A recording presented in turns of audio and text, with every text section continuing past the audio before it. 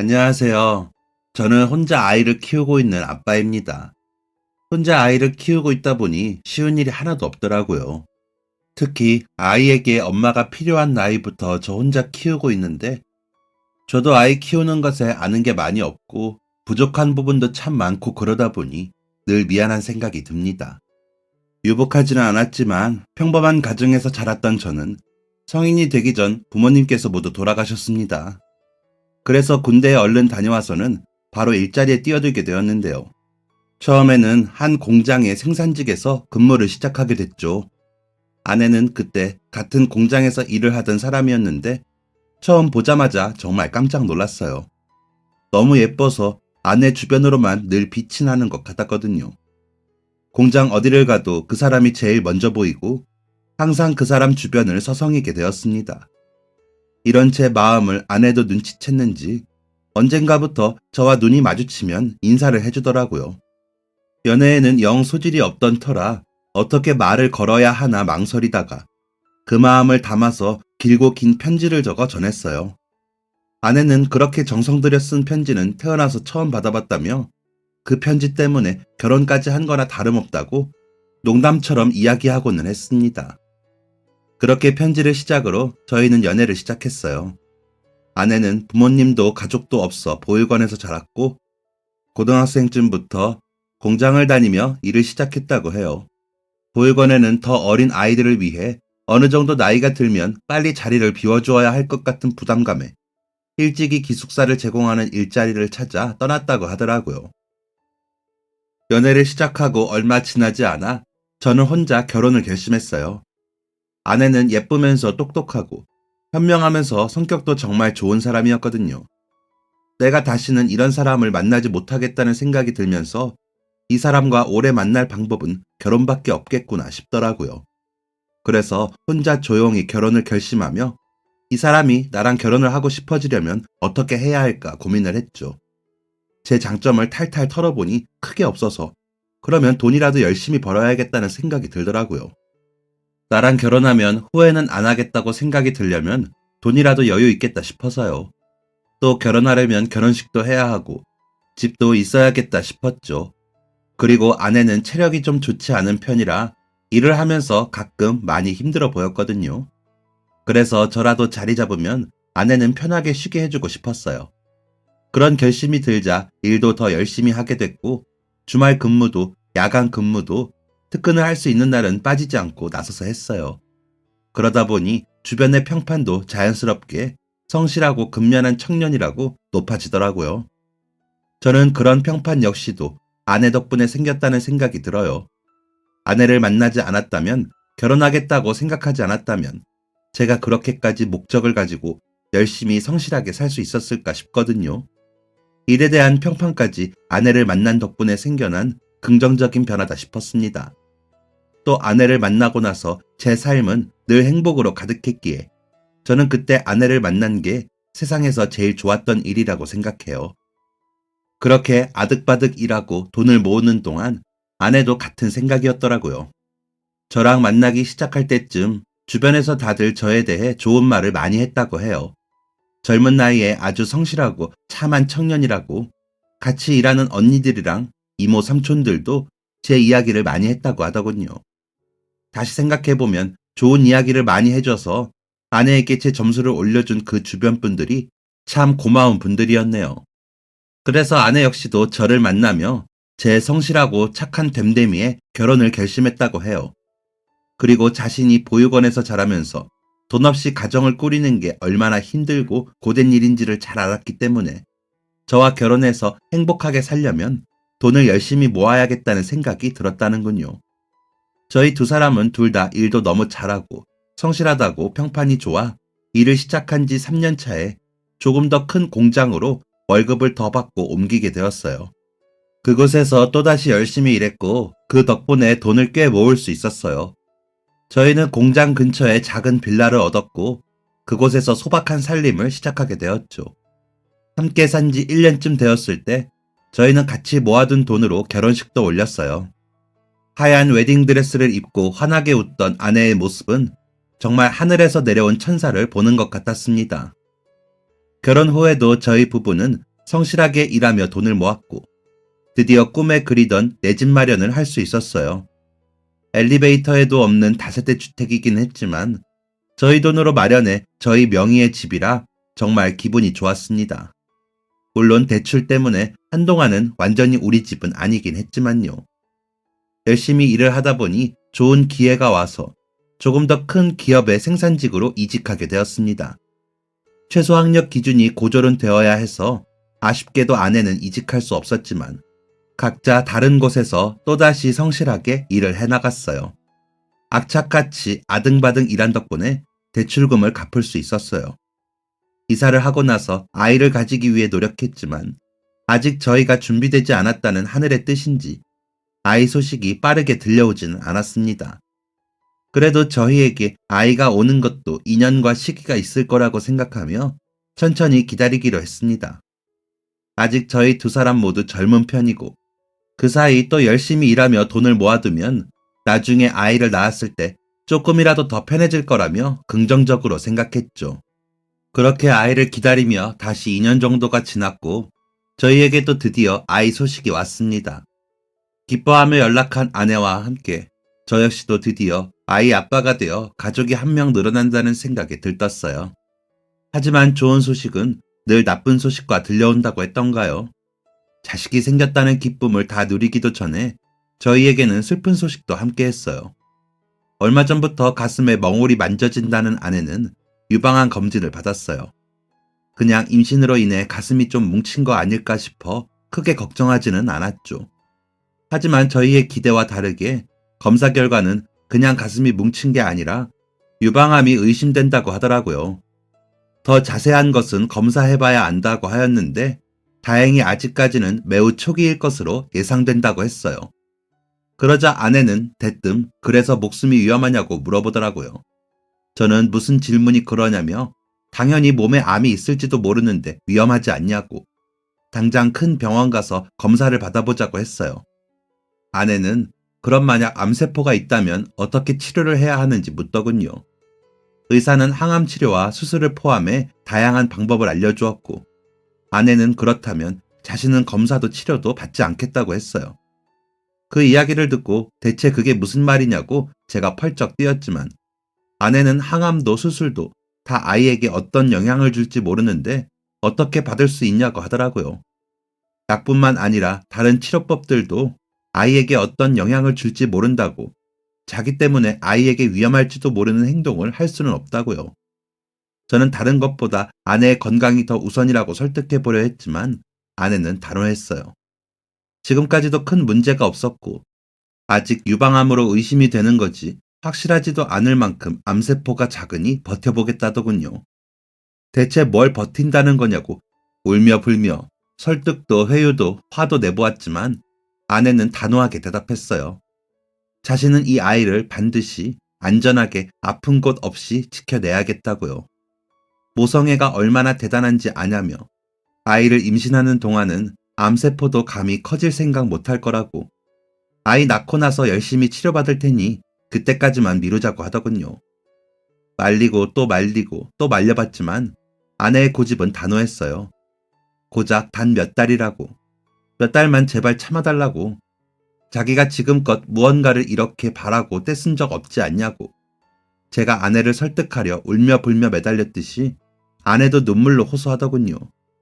결국 아이를 낳자마자 바로 치료에 돌입하기로 하고 아내의 의견을 들어주기로 하였어요. 그 사이 저는 아내를 위해 건강에 좋은 음식이라면 무엇이든 사다 주고 옆에서 늘 아내의 건강이 조금이라도 더 안 좋아질까봐 가슴을 졸였어요. 이런 게 정말 모성애라는 건지 임신 후 아내는 이전보다 더 활기찼어요. 건강을 생각해 일을 그만두게 하였더니 심심하다며 집에서 이것저것 뜨개질도 하고 이웃에서 바느질을 받아와서 해주고는 돈을 받고 어떤 날은 집 근처 김밥집에서 김밥을 말고 있기도 했어요. 제발 집에서 쉬라고 했지만 아내는 집에 있는 게 더 답답하다며 동네 구석구석을 돌아다니며 소일거리를 하더라고요. 제 아내이지만 정말 못 말리겠다 싶었습니다. 만병의 근원은 스트레스라고 했던가요? 그래서인지 아내는 아이를 낳기 전까지 전혀 건강에 이상이 없었어요. 오히려 아이가 뱃속에서 성장할수록 더욱 건강하고 행복해 보였죠. 혼자서 멍울을 만져보았을 때도 자라지 않았다고 하고 의사 선생님도 산모와 아이 모두 매우 건강하다고 했습니다. 어쩌면 진짜 유선이 뭉쳐졌던 건지 악성 종양이 아닐 수도 있겠다고 저희는 생각했어요. 저 역시 옆에서 아내가 너무나 행복해하고 연애 시절보다 더욱 건강하고 활기 넘치는 모습을 보니 기뻤습니다. 드디어 아이를 출산하는 날, 아내는 입버릇처럼 꼭 딸이었으면 좋겠다고 했어요. 남자들은 딸을 낳으면 딸 바보가 된다면서요. 저 역시 저보다는 아내를 닮은 예쁜 딸이었으면 좋겠다고 생각했습니다. 그리고 저희의 간절한 바람처럼 딸이 나왔죠. 보통 아이가 막 태어났을 때는 쭈글쭈글 원숭이처럼 이상하다고 하는데 저희 눈에는 그 모습마저 너무 사랑스러웠어요. 이제 막 태어나 눈도 제대로 뜨지 못하는 아기는 입모양부터 오뚝한 코까지 누가 봐도 제 아내의 판박이었습니다. 저는 아내에게 여보 닮았어. 성공했다. 라고 했고 아내 역시도 그러게 다행이네. 라며 농담으로 받아쳤어요. 저희 부부의 유쾌한 모습에 병원에서 의사 선생님도 간호사님들도 한참을 웃으셨죠. 그리고 아이를 낳고 회복 중인 아내는 급격하게 몸이 안 좋아지기 시작했어요. 병원에서는 그 전에 유방암 의심 진단을 받았으니 급하게 이런저런 검사를 해보자고 했죠. 아내는 그제야 검사를 받기 시작했어요. 그 사이 저는 작은 아기를 바라보며 부디 이 아이에게 엄마가 아파 떨어지는 일이 없도록 해달라고 기도했죠. 간절히 기도했지만 기도는 역시 한 번만 이루어주시는 건가 봐요. 저희는 이미 아내가 임신하는 동안 아이와 아내가 무사하기를 기도해버려서 그런지 유방암 검사 결과는 무척 좋지 않았습니다. 암세포가 꽤 큰 상태였고 전이가 많이 이루어져서 손을 쓸 수 있을지 모르겠다고 하더군요. 어떻게 이 몸 상태로 지금까지 버텼냐고, 어떻게 아이까지 출산하셨냐고 의사 선생님은 화내듯 이야기하셨지만 아내는 전혀 아프지 않던걸요. 저는 정말 괜찮았어요. 라며 웃어버렸죠. 의사 선생님과 저는 둘 다 기가 막혔어요. 저는 아내에게 당장이라도 할 수 있는 치료는 다 해보자고 했죠. 아내는 알았다고 하더니 그래도 혹시 모르니 아이와 함께 며칠만 시간을 더 보내고 싶다고 하더군요. 저희는 병원에서 퇴원 후 아이와 함께 집으로 돌아가 2주 정도의 시간을 보냈어요. 아내는 온종일 아이의 얼굴을 들여다보며 행복해 하더라고요. 출산 후 아픈 몸을 이끌고 힘들 법도 한데 자기는 육아가 체질인 것 같다며 새벽에 울며 보채는 소리에도 제가 대신 도와주겠다는 이야기에도 괜찮다고 종일 아이를 돌봤어요. 그렇게 행복한 2주를 보내고 아내는 병원에 입원했어요. 생각보다 심각한 상태라 병원에서는 최선을 다해보겠다는 이야기만 했죠. 항암 치료를 들어가니 아내의 상태는 급격히 나빠졌어요. 하루하루 예전의 모습이 사라져가고 있었죠. 그런 와중에도 제가 아이와 함께 가면 활짝 웃어 보이면서 행복해했어요. 그렇게 입원 치료를 한 지 5개월, 병원에서는 암세포가 수술로도 제거하기 어려운 곳까지 전이가 많이 된 상태라며 더는 손쓰기 어렵다고 하더군요. 더 이상의 치료는 의미가 있을지 모르겠다고 다른 치료법을 찾아보자고 했는데 아내는 그 이야기를 듣더니 퇴원을 하겠다고 했어요. 의미 없는 시간에 병원에 있으면서 효과가 있을지 모르는 치료에 매달리는 것보다 집에서 아이와 함께 있고 싶다고 하더군요. 병원에서도 그게 더 나을 수 있다며 마지막까지 좋은 추억을 쌓는 게 환자분을 위해서도 좋을 수 있다고 하더군요. 아내는 병원에서 퇴원하고 간간히 통원 치료를 다니며 집에서 아이와 시간을 보냈어요. 저희 세 가족이 행복한 시간을 보낸 아주 좋은 추억들을 그때 많이 쌓았죠. 아내가 세상을 떠나기 전 한 달은 제가 회사를 그만두고 함께 있었어요. 몸이 급격히 안 좋아지기 시작하면서 아내도 아이도 도움이 필요했거든요. 그리고 당장의 돈보다 아내와 아이와 함께하는 시간이 중요했죠.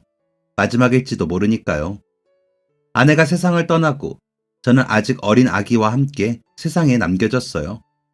아내는 아이에게 앞으로 뭐가 필요할지, 이유식은 무얼 먹여야 하고 어떻게 먹여야 할지, 계절별로 옷은 어떻게 입혀야 할지, 저를 위해 메모를 가득 남겨두고 세상을 떠났습니다. 아무리 아내가 저를 위해 메모를 남겨주었다고 해도 혼자 육아하는 것은 쉽지 않았어요. 아이를 돌볼 시간이 필요해서 직장을 구할 때도 근무 시간이 너무 길지 않고 교대가 많지 않은 곳을 찾아 이직했습니다. 이전보다 보수는 좀 적지만 그래도 당장은 아이를 돌보는 게 우선이었죠. 아직 어린 아이를 아침에 어린이집에 맡겨두고 출근하는 마음은 정말 무거웠습니다. 그래도 어쩔 수 없었죠. 아내가 너무 사랑했던 우리 아이, 실망하게 하지 않기 위해서라도 잘 키워보겠다고 다짐했어요. 그렇게 아내가 세상을 떠난 지도 어느새 7년이라는 시간이 훌쩍 지났습니다. 아이는 자라서 유치원에 가야 할 나이였지만 건강에 이상 소견이 있어 병원에 입원해 치료받았어요. 저는 다니던 공장을 그만두고 막노동으로 생활을 유지하고 있었어요. 다른 곳으로 이직을 하려 했지만 저는 학력도 따로 없고 요즘 웬만한 곳은 벌써 제 나이가 많다며 받아주는 곳이 많지 않더군요. 게다가 이전 회사에서 아내가 아파 일을 그만두었던 것으로 아픈 딸 때문에 또 일을 그만두는 거 아니냐고 거절하는 곳도 있었어요. 그래서 이직 준비를 하다가 갈 만한 곳이 없어 제 튼튼한 몸이라도 쓰려고 막노동을 시작했죠. 현장에서 땀 흘리며 열심히 일하는 건 쉽지 않았지만 저희 딸을 위해서라면 못할 게 없었어요. 원래 막노동만 했었지만 입원 기간이 길어지고 아이에게 필요한 돈이 많아지면서 저는 새벽에 우유를 배달하는 일을 시작했어요. 아무도 없는 이른 새벽, 아이가 자는 동안 집집이 우유를 배달했어요. 대부분의 사람이 잠을 자는 이른 아침, 동네 곳곳을 돌아다니며 문 앞에 있는 작은 주머니에 우유를 배달하는 일이었죠. 몸은 힘들었지만 그래도 우유를 배달하는 일은 꽤 재미있었어요. 사람들이 아침 일찍 이 우유를 받고 좋아하겠지, 맛있게 먹겠지 하는 생각도 하고 가끔 어린이용 우유를 같이 주문하는 집에 배달하면서는 어떤 아이가 있을까, 우리 딸이랑 또래일까, 친구일까 하는 재밌는 생각들도 했고요. 또 배달하다가 친해지는 분들도 있었어요. 아침을 일찍 시작하는 분들도 계시고 그 시간에 퇴근하는 분들도 있으시더라고요. 세상에는 참 많은 다양한 분들이 있구나 싶기도 하고 그래 나만 힘든 게 아니라 다른 힘들고 열심히 사는 분들도 있구나 싶더라고요. 그래서 힘도 얻고 때로는 위안을 얻기도 했어요. 그렇게 배달을 하던 중 한 주택에 할머니 분 집을 배달하게 되었어요. 얼굴을 뵌 건 아니지만 아드님이 어머님의 건강을 위해서 우유를 신청하셨다고 하더라고요. 어머니 뼈가 좀 약하신 편이라며 제일 좋은 거로 부탁하셨어요. 우유 대리점 사장님이 굉장한 효자라며 이야기해 주셔서 저도 그 이야기를 듣고 어머니를 위해 우유 배달까지 신청해 주시다니 정말 대단히 마음이 따뜻하신 분이다 싶었죠. 그리고 할머님 혼자 지내신다고 하니 저도 배달하면서 괜히 마음이 더 쓰이더라고요. 그래서 배달하면서 할머님 댁을 갈 때면 유독 더 신경을 쓰고는 했어요. 이른 시간 배달을 하느라 한 번도 실제로 뵌 적은 없었어요. 다만 할머니께서는 여행을 가거나 가족들을 만나러 가실 때 자리를 비우게 되면 우유 가방 안에 쪽지를 써두셨어요. 할머니께서 여행 갑니다. 언제 돌아옵니다. 라고 손글씨를 남겨두고 가시면 저는 그 밑이나 뒷면에 네 알겠습니다. 잘 다녀오세요. 혹은 재밌게 다녀오세요. 라고 답장을 남기기도 했죠. 그럼 그에 대한 응답인지 가끔은 여행지에서 산 것 같은 과자나 빵을 우유 가방에 넣어두시거나 문 앞에 쪽지와 함께 걸어두기도 하셨어요. 그럼 저도 그걸 받고 감사한 마음에 과자나 빵, 떡과 같은 간식을 넣어 답례를 하기도 했죠. 그렇게 얼굴은 뵌 적이 없지만 할머님과 뭔가 친밀함이 있었어요. 할머님 댁으로 우유를 배달한 지 어느새 1년이 되었어요. 할머님은 여행이나 아드님을 뵈러 집을 꽤 자주 비우시는 편이셨지만 자리를 비울 일이 생기면 항상 손편지를 남겨두셨어요. 지난 1년간 말없이 자리를 비우신 적이 단 한 번도 없었죠. 그날도 어김없이 우유를 배달해드리고 돌아갔습니다. 그런데 다음날 이상한 일을 마주했어요. 할머니 집 앞에 있던 우유 가방에 글쎄 전날 제가 배달한 우유가 그대로 있더라고요. 가끔 말없이 집을 비우시는 분들이나 아니면 우유를 꺼내야 하는데 깜빡하고 두시는 고객님들도 있으셨지만 이제까지 할머님은 한 번도 그런 적이 없었어요. 뭔가 이상하다는 생각이 들기 시작했죠. 하지만 그래도 하루 정도는 갑작스러운 일이 생기시거나 깜빡하셨을 수도 있지 하는 생각을 했어요. 그래서 저는 우유에 메모를 남겼어요. 할머니, 급한 일이 생기셨는데 메모를 잊으셨나 봐요. 혹시 몰라 우유는 넣어두고 갑니다. 그리고 그날 우유도 넣어두고 다시 배달길을 나섰죠. 그리고 정말 이상한 날은 그 다음 날이었습니다. 우유를 넣으러 가방을 열려는데 벌써 가방이 뭔가 묵직한 게 느껴졌어요. 설마 하는 생각이 들어 얼른 가방을 열어보니 전날과 전전날의 우유가 가방에 그대로 남아 있었습니다. 우유를 살펴보니 제가 적어둔 메모까지 있었고 그걸 보니 제가 넣어둔 우유가 며칠째 그대로 있다는 것을 알게 됐죠. 뭐지? 이런 적이 한 번도 없었는데? 고개를 갸우뚱거리며 저는 우유를 넣고 마저 배달길을 떠났어요. 그런데 우유를 넣고 나서면서 자꾸 찝찝한 기분이 들었어요. 아무리 잊어버려도 하루나 이틀 정도이지 않을까? 이런 적이 한 번도 없으셨던 분인데 무슨 일이시지? 불안한 생각들이 들었습니다. 만약 무슨 일이 생겼는데 아무도 눈치채지 못하고 제가 유일하게 눈치를 챈 거라면 어쩌지 싶은 생각이 들었어요. 누군가는 집 앞에 우유가 몇 개 쌓이는 게 뭐 그리 대단한 일이라고 그냥 어디 가는데 잊어버리신 거겠지 라고 할 수도 있지만 왠지 저에게는 굉장히 찝찝한 기분이었습니다. 그래서 다른 집에 우유를 다 배달하고 다시 할머니 집으로 향했어요. 다시 할머니 집으로 가서 우유 가방을 들여다봤지만 여전히 우유는 그 자리에 그대로 쌓여 있었어요. 저는 우선 초인종을 눌러보았습니다. 아무리 초인종을 눌러도 대답이 없더라고요. 진짜 어디 여행이라도 가신 건가? 내가 괜히 별것도 아닌 일에 예민하게 굴었나 싶어 다시 돌아가려는 찰나 집 안쪽에서 전화벨 소리가 들렸어요. 벨소리는 한참이 계속되었고 다시 끊어지더니 이윽고 다시 울렸습니다. 처음에는 그냥 전화가 온 건가 싶었는데 전화벨이 끊임없이 울리더니 다시 핸드폰 벨소리 같은 게 들리더라고요. 새벽이라 조용해서 그런지 희미하게 들려왔지만 확실히 할머니 집에서 나는 전화벨 소리였습니다. 대문 안쪽을 슬쩍 보니 집 문 옆에 창문이 반 정도 열려 있었어요. 그리고 그 사이로 계속해서 전화벨과 핸드폰 벨소리가 새어나왔죠. 그냥 돌아갈까 하다가 뭔가 저렇게까지 전화벨이 계속해서 울린다는 것은 할머니에게 무슨 일이 생긴 건 아닐까 생각이 들었어요. 게다가 핸드폰 벨소리가 들리는 것을 듣고 만약 여행을 가셨거나 급한 일이 있어 자리를 비우셨다고 해도 핸드폰을 두고 가실 일은 없지 않을까 싶었죠. 그런 생각이 막 스쳐 지나가면서 한참을 서성거리며 고민하다가 결국 결심했습니다. 집 안으로 들어가 보기로요. 비록 제가 남의 집에 무단으로 들어가서 오히려 이상한 사람으로 의심받을 수도 있고 딸내미의 병원비를 마련하기 위해 추가로 하는 이 일을 잘릴 수도 있었어요. 남의 집에 무단으로 들어간 우유 배달원을 어떻게 믿고 일을 맡길 수 있겠어요? 저라도 그런 사람이 우리 집에 배달을 해준다고 하면 불안해서 받기 힘들 것 같아요. 하지만 만약 할머니에게 무슨 일이 생긴 거라면 이대로 지나쳤다가 제가 도움을 드릴 수 있는 순간을 놓치기라도 한다면 그건 더더욱 견디기 힘들 것 같았어요. 그래서 제가 이 일로 의심받는 상황에 놓이거나 경찰에 잡혀가거나 직장에서 잘리거나 더 나쁜 일들이 생긴다고 하더라도 할머니에게 정말 도움이 필요한 상황일 수 있으니 그냥 들어가자 싶었습니다. 결국 마음을 굳게 먹고 저는 할머니 집에 담을 넘어갔어요. 심장이 입 밖으로 튀어나올 만큼 두근거렸어요. 남의 집을 허락 없이 들어온 것은 처음이니 그럴만도 했죠. 그리고 집 문 앞으로 다가가니 안쪽에서는 여전히 계속 전화벨 소리가 들렸습니다. 현관문을 두드리며 창문으로 집 안쪽을 살피며 먼저 인기척이 있는지 확인했어요. 계세요?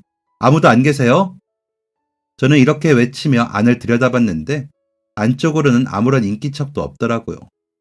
다시 돌아가야 하나 망설이고 있던 차에 안쪽에서 희미한 목소리가 들렸어요.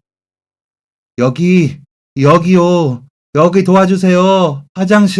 화장실이에요. 도와주세요. 그 소리를 듣고 저는 주변을 두리번거리며 안쪽으로 들어갈 방법을 찾았어요. 잠시만요. 제가 들어갈 방법을 찾아볼게요. 창문에 대고 외치자 안쪽에서 현관문 옆 화분 밑에 열쇠가 있다고 알려주시더라고요. 저는 얼른 열쇠를 찾아서 집 안으로 들어갔죠. 그리고 집 안에 들어가서 화장실을 보자마자 정말 깜짝 놀라고 말았습니다. 화장실 바닥에는 한 노인분이 누운 채로 저를 올려다보고 계셨어요. 그리고 거실에서 전화벨이 계속 울렸고 식탁 위에서 핸드폰 벨소리가 울렸습니다. 핸드폰 화면에는 우리 아들이라는 표시가 되어 있어 얼른 전화를 받았어요. 그러자 상대편에서 다급하게 어머니! 어머니 괜찮으세요? 하고 거의 울듯이 외치는 소리가 들리더라고요. 여보세요? 아드님이신가요? 저는 할머님 우유 배달해주는 사람인데요. 지금 할머니께서 화장실에 쓰러져 계셔서 병원으로 옮기려고 합니다. 여기서 가장 가까운 응급실이 대학병원이라서 거기로 갈 건데 어딘지 아시죠? 거기로 오시면 될 것 같습니다. 알겠다는 대답을 듣고 저는 할머니의 핸드폰을 주머니에 챙기고 할머니에게 움직일 수 있으신지 여쭤보니 허리를 다친 것 같다며 움직이기 힘들다고 하시더라고요. 그래서 할머니를 들거나 업으면 큰일이 날 것 같아 119를 부르고 기다렸죠. 화장실에 며칠째 누워 계셔서 소변까지 옷에 묻어 있어서 저는 구급대가 올 때까지 할머니 옷을 닦아드리고 있었습니다. 곧 구급대원들이 왔고 다행히 병원이 멀진 않았기에 금방 도착할 수 있었죠. 긴장을 어찌나 했는지 제 온몸에는 땀이 쏟아지고 있었어요. 겨우 땀을 닦고 할머니가 누워 계신 침대 옆에 앉았어요. 할머니께서는 정말 고맙다고 계속 제 손을 꼭 잡고 말씀하시더라고요. 제가 아니었으면 정말 큰일 날 뻔했다면서요. 계속 제 손을 잡으며 고맙다는 말을 반복하셨고 그때 다시 주머니에 넣어두었던 핸드폰이 울렸습니다. 전화를 받으며 응급실 입구 쪽으로 나가보니 한 남성분이 뛰어오고 있으셨어요. 저는 손을 흔들어 제가 전화 받은 사람이라는 것을 알렸고 그 남성분이 가까이 오는데 이럴 수가. 제가 아는 분이더군요. 어떻게 이 사람을 여기서 만날 수 있지 싶었습니다. 그분도 역시 저를 보더니 매우 크게 놀란 눈치였어요. 저희 두 사람 다 잠깐 이 기막힌 우연에 서로를 바라보며 서 있었습니다. 아는 척을 하기에 앞서 저는 그분을 모시고 먼저 할머니께 갔어요. 할머니는 그 남성분을 보자 아들 왔냐며 반가워하셨죠. 그분은 할머니의 손을 붙잡고 몸 여기저기를 살피시면서 많이 다치셨냐고, 어디가 어떻게 아프시냐고, 이게 대체 무슨 일이냐고 엄청 걱정하셨어요. 이윽고 간호사분이 검사를 진행해야 한다며 할머님을 모시고 가셨습니다. 남자분은 보호자 수속을 밟았고 저는 한숨 돌리려 응급실 앞에 의자에 잠시 엉덩이를 붙였어요. 뒤이어 아까 마주친 그 남자분께서 나오셔서 저에게 아는 척을 하더군요. 저도 엉거주춤 일어나 인사를 나눴습니다. 앉으라는 손짓을 하여 같이 자리에 앉았어요. 저희들은 한동안 말이 없다가 제가 먼저 침묵을 깼죠. 할머님께서는 괜찮으신가요? 검사 결과를 봐야 알겠지만 허리 근육이 좀 놀란 것 같고 다행히 부러지거나 크게 다치신 것은 아닌 것 같아. 연세가 있으셔서 약간 삐끗하는 것도 조심해야 하는데 화장실에서 넘어지셨다네. 아, 그래서 제가 처음 발견했을 때 화장실에 계셨군요. 평소 자주 연락을 드렸는데 이번에 중요한 회사 업무로 이 지역 저 지역 출장이랑 회의를 다니느라 정신이 없었어. 이사하고도 워낙 혼자 잘 계셨어서 마음을 놓았던 게 문제인 것 같네. 아내가 어머니가 전화를 안 받으신다고 하길래 또 여행이라도 가신 거 아니냐고 했거든. 어젯밤에 전화를 드렸더니 안 받으셔서 일찍 잠이라도 드셨나 싶어서 오늘 오전에 다시 걸었는데 집 전화도 핸드폰도 받지 않으시길래 아 진짜 무슨 일이 생겼나 싶어서 급하게 어머니 댁으로 가고 있었지. 마침 자네가 전화를 받아서 병원으로 간다더군. 제가 할머니 댁에 우유 배달을 하는데 평소 자리를 비우시면 꼭 쪽지를 남기시거든요. 근데 이번에는 이상하게 며칠간 쪽지도 없고 배달해드린 우유도 그대로 있더라고요. 계속 우유가 쌓이는 게 이상했는데 초인종을 눌러도 답도 없으시고 집 안에서는 계속 전화벨 소리가 들려서 무슨 일이 생겼구나 싶었죠. 그런데 그분이 어머님이셨을 줄이야. 그러게 말이네. 나도 자네가 그 우유를 배달해주는지 몰랐네. 벌써 1년 정도 됐을 텐데 말이야. 그동안 잘 지냈나? 덕분에 잘 지냈습니다. 그때 일은 다시 한번 감사드려요. 다시 인사드릴 틈도 없이 연락이 닿지 않아서 정말 감사했습니다. 몇 번이나 인사드리고 싶었어요. 에이, 그게 뭐 감사까지 받을 일이라고. 그 사이 나에게도 많은 일이 있었지. 그래도 이렇게 다시 인연이 다 보게 되니 참 좋네. 할머니의 아드님으로 마주친 그분은 막노동을 하기 전 제가 다니던 공장의 관리자님이었어요. 본사에서 발령받아 오신 분이었는데 저희는 모두 부장님이라고 불렀었죠. 제가 아내가 죽은 후 구했던 한 중견 회사의 공장을 다닐 때였죠. 막노동을 하기 전에 어렵게 얻은 직장이 있었거든요. 그곳을 다닌 지 얼마 안 됐을 때 딸이 아프게 되면서 병원에 입원하게 되었던 거였어요. 어느 날 밤 갑자기 배가 아프다며 엉엉 울더라고요. 얼른 아이를 둘러매고 병원으로 뛰어갔죠. 우선 병원에 입원해 여러 가지 검사를 받았고 이를 위해 회사를 갑작스럽게 하루 쉬게 되었습니다. 갑작스럽기는 했지만 부장님께 연락드려 사정을 자세히 이야기하니 알겠다고 충분히 양해를 해주셨어요. 제발 별일 아니기를 바라며 가볍게 퇴원할 줄 알았지만 선천적으로 심장에 이상이 있다는 이야기를 들었어요. 심장 기능 자체에 이상이 있기 때문에 이식 수술이 필요하지만 심장 이식은 나이가 어릴수록 힘들다고 했어요. 이식 대기도 길고 이식자가 희소하기 때문이라더군요.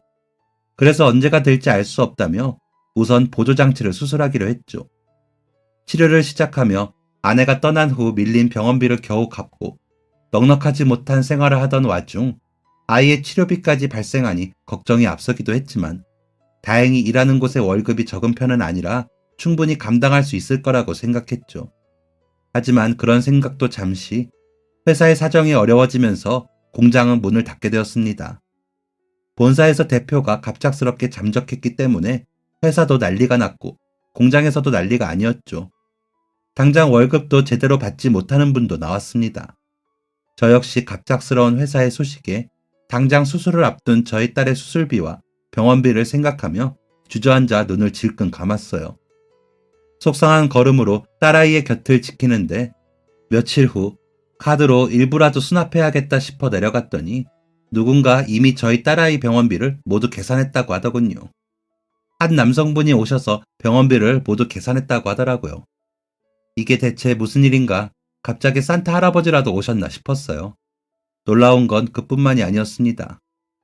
앞으로 생계 유지를 위해 통장 정리도 하고 한동안 대출이 가능한지 알아보려 은행에 갔는데 제 통장에 꽤 큰 금액이 입금되어 있었어요. 돈을 입금한 건 부장님이었습니다. 알고 보니 공장이 문을 닫게 되며 부장님께서는 제 걱정을 크게 하셨다고 해요. 아픈 딸까지 있는 사람이 당장 공장이 문을 닫아 퇴직금은커녕 월급도 제대로 못 받게 되어 어쩌냐고 방법을 찾아야겠다고 하셨대요. 하지만 딱히 저를 도울 방법은 없으셨고 그래서 본인의 사비를 들여 저희 딸 병원비를 계산하고 저에게 큰 돈을 입금해 주신 것 같았어요. 직원들에게 저희 딸이 입원한 병원이 어디인지 물어보셨다는 것과 제 통장에 입금해 주신 입금자 명으로 알 수 있었죠.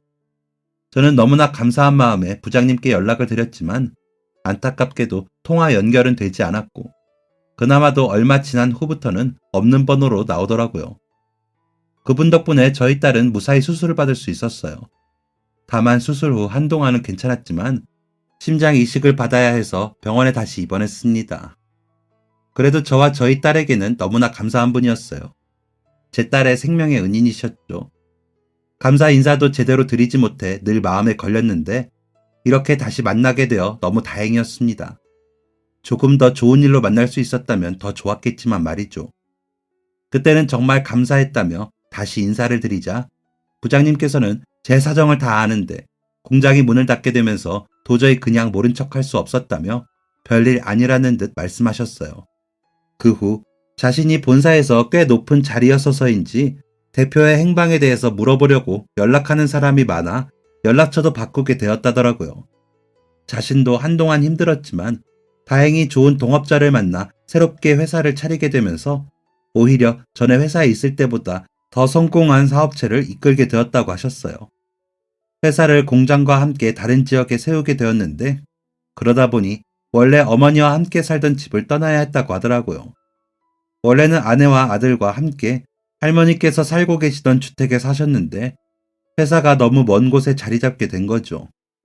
연세도 있으신데 혼자 계시는 어머니가 걱정되어 함께 이사를 가자고 몇 번이나 설득했지만 할머니께서는 그 동네가 편하다고 그 집이 오랫동안 살면서 여러 추억도 있어 떠나기 싫다며 혼자 살아도 괜찮다고 가족들을 보내셨다고 해요. 그러다 보니 혼자 계시는 어머니가 걱정되어 평소 여기저기 아프다고 하셔서 건강도 챙길 겸 우유 배달을 신청했다고 하더라고요. 우유를 매일 배달하다 보면 혹시나 무슨 일이 생겨도 우유가 쌓여서 누군가 이상함을 더 빠르게 알아챌 수 있지 않을까 싶었다면서요. 저에게는 왜 일 잘하던 인재가 관련 업계가 아닌 우유 배달을 하게 되었는지 물으셨어요. 그동안 같은 계열로 이직하려 했지만 요즘 워낙 다들 스펙이 풍부해지고 나이도 적지 않다 보니 쉽지 않았다고 말씀드렸죠. 게다가 이전에 아내가 아파서 일을 그만둔 것을 가지고 다른 회사에서는 가족이 아프면 또 일을 그만둘 게 아니냐며 좋지 않게 봤던 시선 때문에 더욱 입사가 힘들었다고 말씀드렸습니다. 그러다 보니 당장 먹고 살 거리를 찾느라 막노동 현장에 뛰어들게 되었고 그 와중에 아이의 심장 이식 수술을 준비하느라 돈이 더 필요해 우유 배달까지 하게 된 사연을 이야기해드렸죠. 저희가 이야기를 나누는 사이 할머니의 검사가 다 끝났어요. 검사 전 의료진의 소견대로 다행히 부러지거나 크게 다치진 않으셨고 허리 쪽 인대가 늘어나면서 거동이 불편하셨던 것 같다고 하시더군요. 며칠 물리치료 받으며 염증 수치를 낮추고 쉬시면 괜찮아질 거라고 해서 정말 다행이었어요. 할머님과 저희는 그 이야기를 듣고 그제야 안심하였습니다. 응급실에서 수액을 다 맞고 나면 퇴원해도 된다는 이야기를 듣고 저는 이제 가봐야겠다고 일어났어요. 할머니께서는 다시 한번 저에게 고맙다고 하시면서 가끔 쪽지로만 연락을 주고받다가 이렇게 만나게 된다며 반가워하기도 하셨고요. 저 역시 늘 어떤 분일까 궁금했는데 이렇게 만나 뵙게 되어 너무 반갑다고 이야기했습니다. 인사를 나누며 할머니께서는 우스갯소리로 이제는 화장실 갈 때도 꼭 핸드폰을 챙겨가야겠다고 하셨어요. 아침에 일어나 그냥 언제나처럼 화장실에 들어간 건데 미끄러지며 며칠을 몸을 일으킬 수도 없이 아프게 될 줄 상상도 못 하셨다면서요. 하루 이틀이 지나니 배도 고프고 목까지 마르면서 정신까지 아득해지셨다며 그때 제가 찾아오지 않았다면 어떻게 됐을지 상상도 하기 싫다며 몸서리를 치셨어요. 저 역시 그동안 자리를 비울 때 할머니께서 늘 쪽지를 남겨주신 덕분에 이상함을 느낄 수 있었다고 항상 미리 저에게 알려주신 덕분이라고 이야기했죠. 저는 위층에 있는 딸아이를 보러 가겠다고 인사를 드렸고 할머니는 다음번에 자신이 밥이라도 사겠다며 꼭 다시 만나자고 하셨어요. 부장님과도 종종 연락하자고 연락처를 주고받고 인사를 드리고 나왔습니다. 평소라면 일하러 갔을 시간에 제가 나타나자 딸아이는 너무 반가워하며 좋아했습니다. 딸아이가 환하게 웃는 모습을 보니 제 기분도 덩달아 행복해지더라고요. 그리고 오늘 무슨 일이 있었는지 이야기해주니 아빠는 만화에 나오는 영웅 같다며 멋있다고 저를 잔뜩 칭찬하더군요. 그러면서 다른 침대의 친구들과 의사 선생님, 간호사님들에게도 아빠는 멋진 영웅이라고 며칠 동안 자랑하고 다녔어요. 그로부터 며칠 뒤 우유 배달을 마치고 막노동을 가려는데 전화 한 통이 걸려왔습니다. 받아보니 부장님이시더라고요. 어쩐 일인지 여쭤보니 혹시 아직도 공장 쪽에 일할 생각이 있는지 물어보셨죠. 저는 기회만 있다면 당연히 하고 싶다고 대답했어요. 그랬더니 자신이 운영하는 회사가 이번에 새롭게 제가 사는 지역 쪽에 공장을 설립하는데 일할 사람이 필요했다며 다음날 면접을 보러 오라고 했습니다. 저는 다음날 오랜만에 깔끔하게 차려입은 옷과 열심히 작성한 이력서를 들고 회사를 방문했어요. 본사가 있는 곳은 제가 사는 곳에서 3시간 정도 걸리는 다른 지역이었죠. 사무실 건물 옆에는 공장 부지가 따로 있었고 들어가 보니 회사도 작지 않았습니다. 부장님과 친구분이라는 공동 대표분이 함께 면접을 보았고 다행히 동업자분 역시 저를 무척이나 마음에 들어 하셨어요. 그리고 두 분 다 제가 전에 일하던 곳의 경력을 인정해 새로운 공장의 관리팀에 입사시켜 주셨습니다. 연봉도 제가 막노동과 우유 배달을 할 때보다 훨씬 좋았어요. 근무 시간도 아침부터 저녁까지로 일정했기에 딸아이를 위해서 시간도 낼 수 있어 더할 나위 없이 좋았습니다. 저는 두 분께 정말 감사하다고 몇 번이나 고개 숙여 인사드렸고 두 분은 앞으로 잘 부탁한다며 웃으며 대답하셨어요. 그렇게 일을 시작한 지도 어느새 1년이 되었네요.